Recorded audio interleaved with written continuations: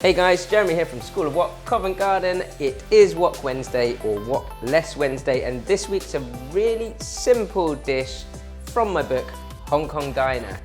We're doing an Hong Kong peanut butter French toast.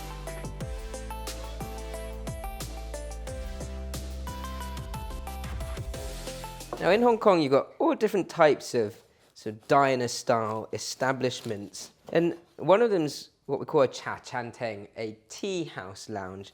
And tea house lounges were sort of set up post-war in Hong Kong. And it was what Hong Kong business owners perceived to be Western food. So French toast was one of them, but it was the canned foods from post-war that really made these foods and these dishes up. With this, I've got some condensed milk here, evaporated milk, condensed milk, Campbell's tinned soup. All those sorts of ingredients find their way or have found their way onto these types of diner menus. So this peanut butter French toast, it really is what it says on the tin, literally.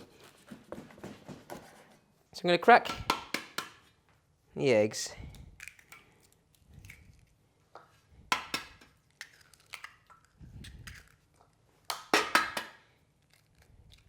You want them nice and eggy. Give it a good mix through.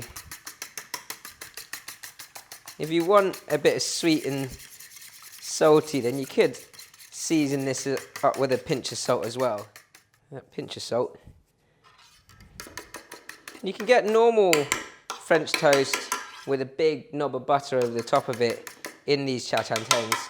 But also, some of the Hong Kong places go that little bit further and put, dollops of peanut butter, chocolate spread in. And what you want is a good sort of thick filling of peanut butter so that when it cooks and pan fries,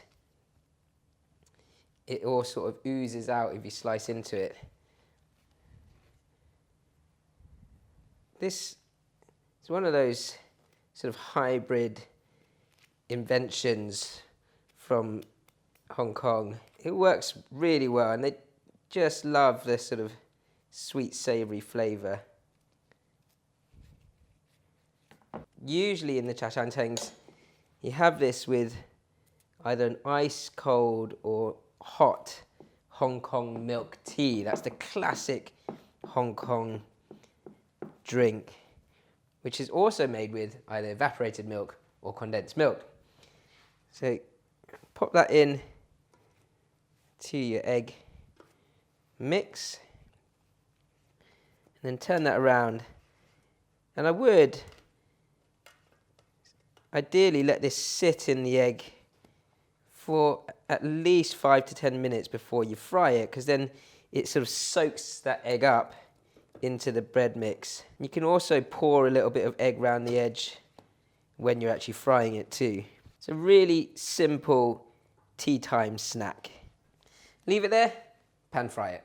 So whilst the bread is soaking in the egg, this is such a simple recipe, and it's barely even a recipe, so you're probably thinking it's a bit of a cop-out. But if you go to Hong Kong, you'll see queues outside some of the best Cha Chaan Tengs in Hong Kong, where they might be queuing up for something as simple as this with a milk tea, which I'm going to make now, or they might even be queuing up for just one specific type of dish. Now, one of the dishes that's really popular is a macaroni soup with spam and a fried egg on top. There's one place in central Hong Kong that does that, but with tinned, again, post-war food, tinned, whole, skinless tomatoes poured over the top. Really random, but on every single lunchtime, you'll have people queuing up for that particular dish. Some things are just cultural and you gotta love it. So with Hong Kong tea, it's gotta be really strong, a proper strong builder's brew and nice and sweet, which is where the condensed milk comes in. If you don't want it sweet, then you can use evaporated milk instead. Traditionally, this would be a tea that's brewed in one of those old tea socks, and it sort of gets stronger and stronger throughout the day. So you want to get this nice and strong, and then I'm going to pour some of that condensed milk into here, and then I'll have a nice cup of tea with my Hong Kong French toast. So it's nice and strong. I'm going to pour a good amount of that condensed milk into there. Keep the rest for the French toast. So that's going to come up to the boil again, but you can see now that my French toast has had time to soak in pretty much all of those 3 eggs, which is what I wanted.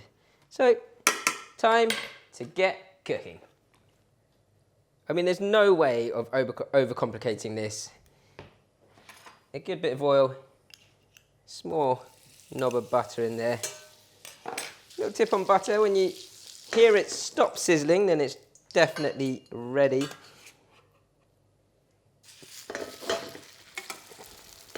Just let that sizzle away. You want to get a nice golden brown finish on both sides. Just going to turn the heat down to low heat now, whilst that pan is really hot. Oh, look at that. The simplicity of Cha Chaan Teng food probably make you feel like it's not really Chinese cooking, but I think the joy of it for most people in Hong Kong is the not just nostalgia, but that you can sort of just pop into these places all day, every day, and it's almost like that 24/7 brunch. So my French toast, straight out. My Hong Kong milk tea is just bubbling away nicely. You can see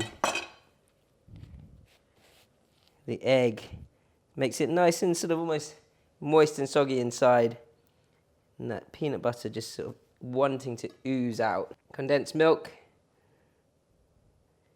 good drizzle over the top of that.